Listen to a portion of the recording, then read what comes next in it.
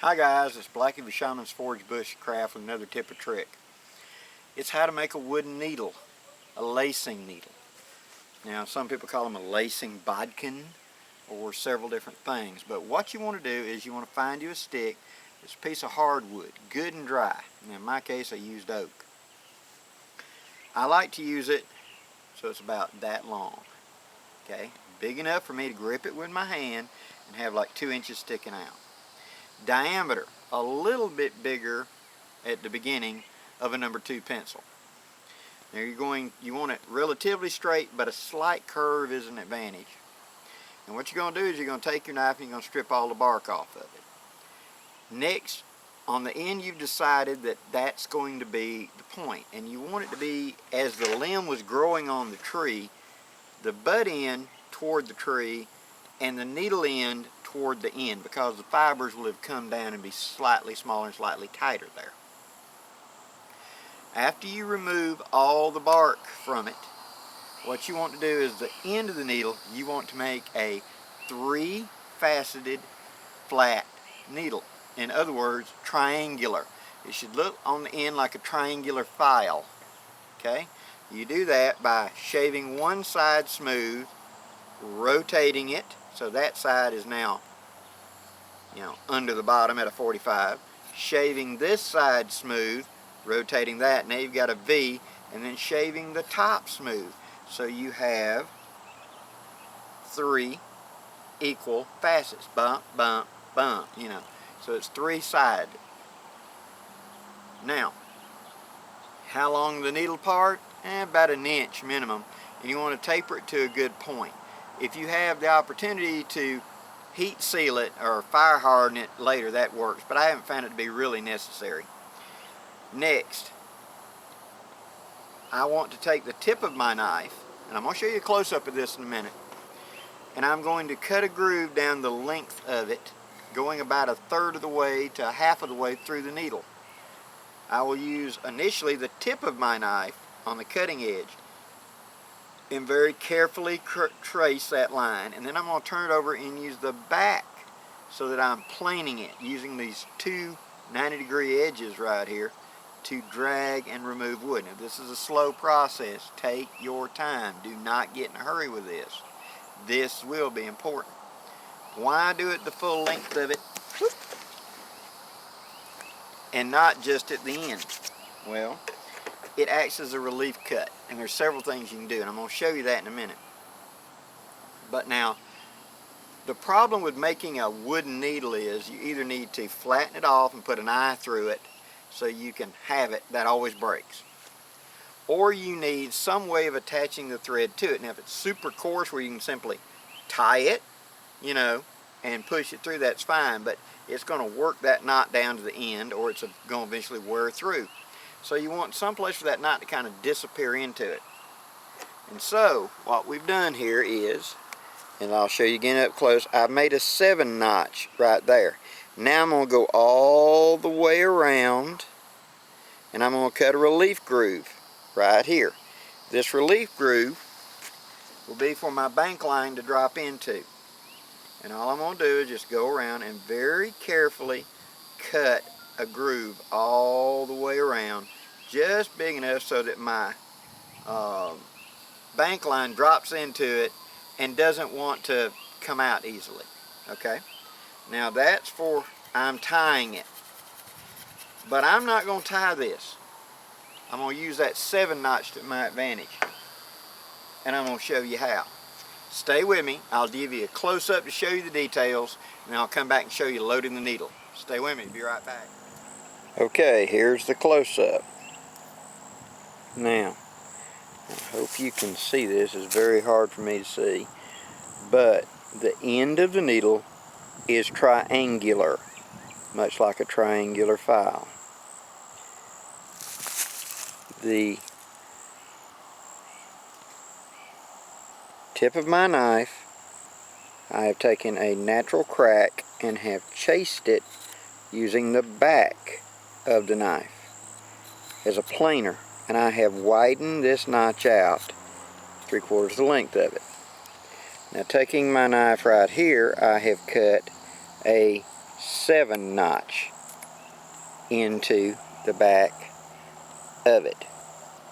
On the very back end, I've taken my knife and split it like that. I hope you can see it. It's hard for me to see in the camera.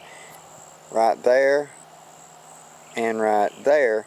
So now it is 3 facets on the back end. So we have a triangular point that comes down to a good point. See the 3 facets. We have a transitional area right here. We have the relief groove, and we have the knot lock, and we have the thread lock. Okay, hold on, I'll show you loading it. Now, stay with me. I'm going to take my piece of bank line. You could use a coarse thread, you can use the white line out of 550 cord, whatever. The opposite of the game is you want something small diameter. Now the advantage using this big bank line is you can split it down pretty easy. And that's what I'm about to do right here. I'm going to unroll one piece so I can use it. Why would I want to do this? Well, maybe I've created a woven bag that I need to now sew a strap to. Maybe I've got a piece of equipment that I can take my awl on my knife and make a hole in, but I need something to lace it up with, to make repairs with. That's what this is doing. Now, we're going to spiral this off here until we got our piece of bank line.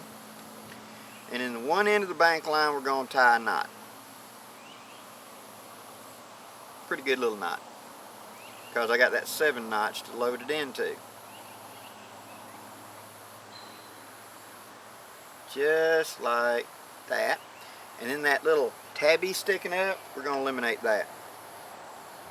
That would get in the way. Okay, now to load it. I'm going to turn that 7 notch up. I'm going to take that knot and put it into that 7 notch, holding it with my thumb, and make sure you can see this. Here is that. Let me turn my little viewfinder where I can see a little bit better. There. Okay, here is my 7 notch. I'm taking that knot and setting it in the 7 notch. Now I'm going to take my thumbnail and press it down tight into that 7 notch. I'm going to pull the material tight, and I'm going to pull it down in to that groove, taking my thumbnail and pushing it into the needle. Now when I push it, it's in the needle. See? Now it's in a position where I can lace with it and have it coming straight out the butt end of it. That's the idea. Now, let's say this is material I want to sew. I take my needle, wiggle it through a hole I make, or if it's soft enough, allow this to do it, twisting it, push through, twist, and pull out. Push it in, twist it, like that. The fibers do spread out, and pull it through. Every time I do it, I'm going to make sure with my thumbnail that that 7 notch is holding the knot securely, just like that. And thus I now have a wooden needle. Now what can I do with it? I can lace up just about anything loose and coarse, like a toe sack, or in this case my net, a shemagh, whatever. I can sew up my clothing really coarsely, you know, like I've got a big old huge rip and I don't have any needle with me. I can make a needle and I can poke holes with the tip of a knife and then use this to lace with. But as you can see, hope you can see that up close, my knot is right here sitting in that. My thread, with my thumbnail pushing it down, resides inside the center of it, and all I have to do is take my thumb and make sure that that knot stays locked in that 7 knot and it won't come out. I haven't had to tie it, so there's only one side of friction. I haven't had to bind it or whatever. The needle is long enough I can grip it and push and wiggle it like a triangular awl through my material. It's long enough that should it blunt or snap off, I can simply take my back of my knife, holding one of the facets flat and sit there and plane it, or using my edge just like that, rotating it every time to keep that facet flat. I make a flat needle. When I was younger, this was a tow needle for a tow sack or a burlap sack. It was used in the field to lace up cotton bags or, you know, things like that in agriculture. So when I was a kid, I remember seeing needles like this made out of hardwood cores that would be hanging up because they got broke, they went missing, they got lost in the field. So why buy a store-bought needle, which to lose, when you could make one sitting there whittling on rainy days? Hope this gives you some ideas, guys. I'm Blackie for Shaman's Forge Bushcraft, wishing you safe journeys. Have a great day, guys.